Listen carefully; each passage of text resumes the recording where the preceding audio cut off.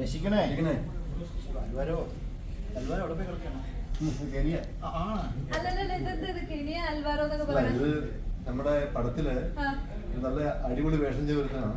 ഭയങ്കര നല്ലൊരു മനുഷ്യനാണ്. നല്ലോണം പാട്ട് പാടും. മലയാളം പാട്ടൊക്കെ മലയാളത്തിൽ പാടും.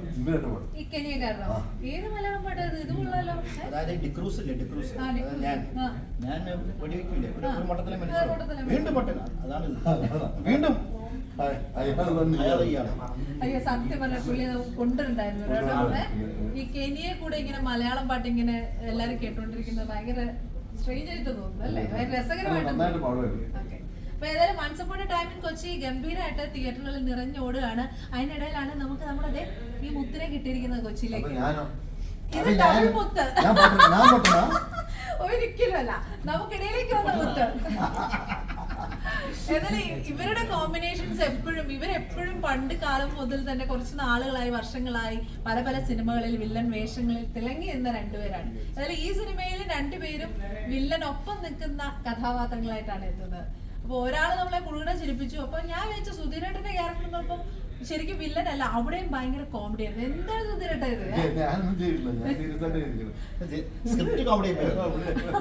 അതിനകത്തൊരു ഡയലോഗ് ഇല്ലേ, ഒന്ന് പറയോ? ചെറുതായിട്ട് കേട്ടത്.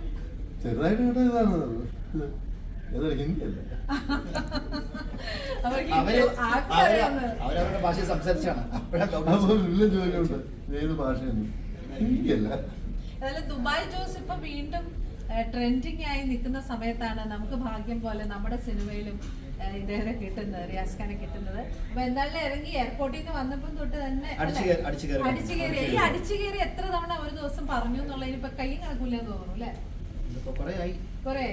ഓക്കെ, അപ്പൊ എന്താണല്ലോ സുധീരേട്ടാ, ഈ അടിച്ചുകയറി സുധീരേട്ടൻ പറഞ്ഞ എങ്ങനെയിരിക്കും? എല്ലാവരും കൊച്ചിയാണ് തിയേറ്ററിലേക്ക് അടിച്ചു കയറി വാ. പക്ഷെ നമ്മുടെ മറ്റേ ആ കപ്പ ഇതൊന്നും പറയാൻ പറ്റില്ല.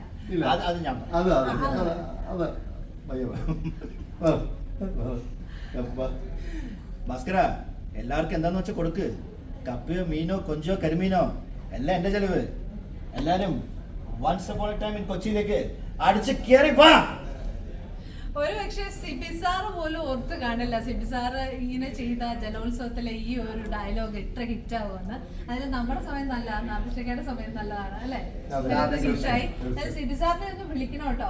എന്താണ് വിളിച്ച് സന്തോഷം പങ്കിടേണ്ടതാണ്. അപ്പൊ ഇനിയിപ്പോ നെക്സ്റ്റ് വേറൊരു ഡയലോഗ് കൂടി ഇപ്പൊ ഇനി വൈറലാകാൻ പോവാണ്. നേരത്തെ ചേട്ടൻ പറഞ്ഞിരുന്ന ഒരു മീഡിയാസ് എല്ലാം ഇടുന്നുണ്ടായിരുന്നു. എന്തായിരുന്നു? ഞാൻ പാവമാണ്, ഞാൻ ഹീറോ ആണ്, ഞാൻ വില്ലനാണ്. എന്തായിരുന്നു അത്? അറിയാതെ വായിന്ന് അപ്പൊ എന്തായാലും വൈറൽ കണ്ടന്റ് ഒഴിഞ്ഞു മാറാൻ പോകുന്നില്ല റിയാസ് ഖായ്ക്കൊപ്പം. എനിവേസ് രണ്ടുപേരും ഗംഭീരമായിട്ടുള്ള വേഷം ചെയ്തതിൽ നമ്മുടെ പടത്തിന് ആളുകൾ കയറട്ടെ അല്ലേ? പിന്നെ മാത്രമല്ല മുബിൻ റാഫി എന്ന് പറയുന്ന റാഫിക്കയുടെ മോനുണ്ട്. മുബിന് നല്ലൊരു ഭാവി ഉണ്ടാകട്ടെ, ഒരു വലിയ ഹീറോ ആകട്ടെ. പിന്നെ നമ്മുടെ അർജുൻ ഇത്രയും രസകരമായിട്ട് അർജുൻ കഴിഞ്ഞ ഏതൊരു വീഡിയോയില് ഇന്റർവ്യൂസിൽ പറയണ്ടായിരുന്നു SI ആയിട്ട് എനിക്ക് പ്രൊമോഷൻ കിട്ടി. നല്ല പ്രൊമോഷൻ തകർത്തു അല്ലേ? ഞാൻ പറഞ്ഞു ആക്ഷൻ സീക്വൻസ് ഒക്കെ അടിപൊളിയായിരുന്നു. അപ്പൊ വലിയൊരു ആക്ഷൻ ഹീറോയാണ്. ആക്ഷൻ സീക്വൻസ് നല്ലതെന്ന് പറഞ്ഞത്. എനിവേസ് എല്ലാം കൊണ്ടും നന്നായി തന്നെ നമ്മുടെ പടം ഓടട്ടെ, വിജയിക്കട്ടെ, എല്ലാവരിലേക്കും എത്തട്ടെ. Once upon a time in Kochi എല്ലാവരുടെ മനസ്സിലേക്കും വൺസ് അല്ല കുറേയായി കാണട്ടെ, കേറട്ടെ. Thank you so much.